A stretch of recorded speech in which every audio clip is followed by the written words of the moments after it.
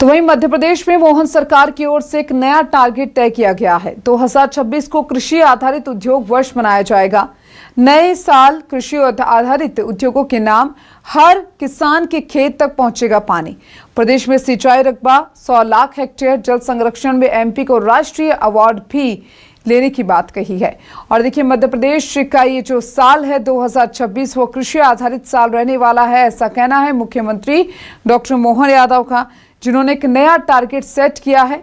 हर किसान के खेत तक पानी पहुंचेगा। प्रदेश में सिंचाई रकबा 100 लाख हेक्टेयर, इसकी बात मुख्यमंत्री की ओर से कही गई है।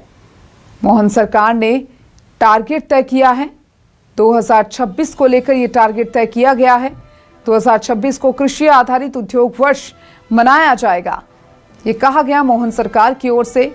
मोहन सरकार ने टारगेट तय किया है। 2026 को कृषि आधारित उद्योग वर्ष मनाया जाएगा,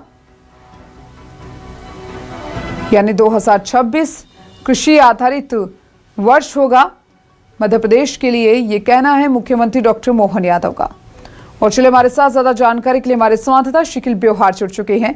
शिकिल, 2026 को कृषि आधारित उद्योग वर्ष मनाए जाने की बात कही गई है मुख्यमंत्री की ओर से और एक नया टारगेट सेट कर लिया गया है। क्या लग रहा है, अगर कृषि की दृष्टि से देखा जाए तो 2026 किस तरीके से मध्य प्रदेश के लिए रहने वाला है?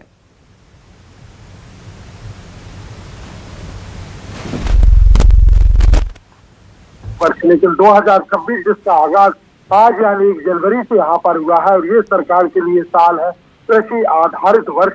कृषि से उद्योग और उद्योगों के आधार पर यूँ देखा जाए कि कृषि से जुड़े हुए हर एक पहलू का विकास करना और साथ ही साथ इस बात का उद्देश्य यहाँ पर रखा गया है कि किसानों की आय ना सिर्फ दुगनी यहाँ पर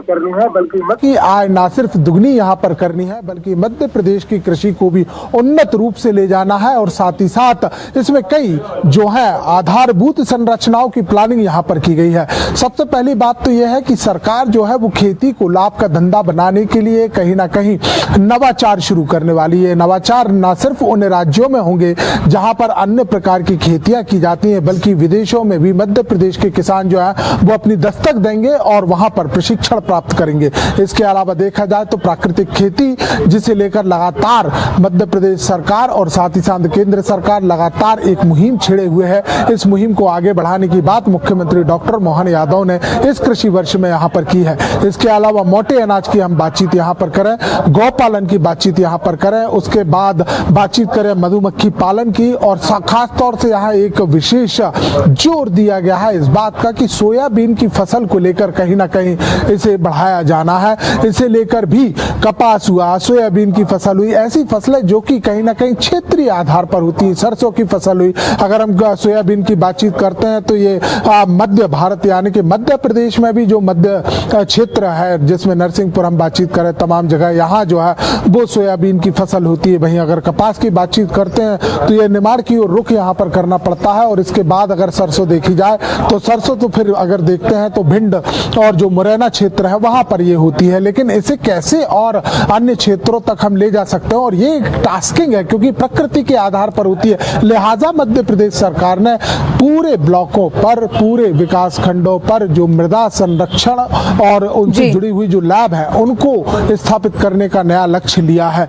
कि ताकि यहाँ पर सॉइल टेस्टिंग की जा सके, मिट्टी का, मृदा का परीक्षण किया जा सके और उसके आधार पर वहां किस प्रकार से कैसी नई फसलों को उगाया जा सकता है, पैदावार बढ़ाई जा सकती है। कहीं ना कहीं इसके ऊपर बिल्कुल शिकिल, यानी मोहन सरकार ने जो नया टारगेट नववर्ष के लिए तय किया है, किसानों के लिए काफी लाभदायक रहने वाला है। फिलहाल बेहद शुक्रिया तमाम जानकारी को विस्तार से साझा करने के लिए। 2026 को कृषि आधारित उद्योग वर्ष मनाया जाएगा, मुख्यमंत्री की ओर से ये कहा गया है।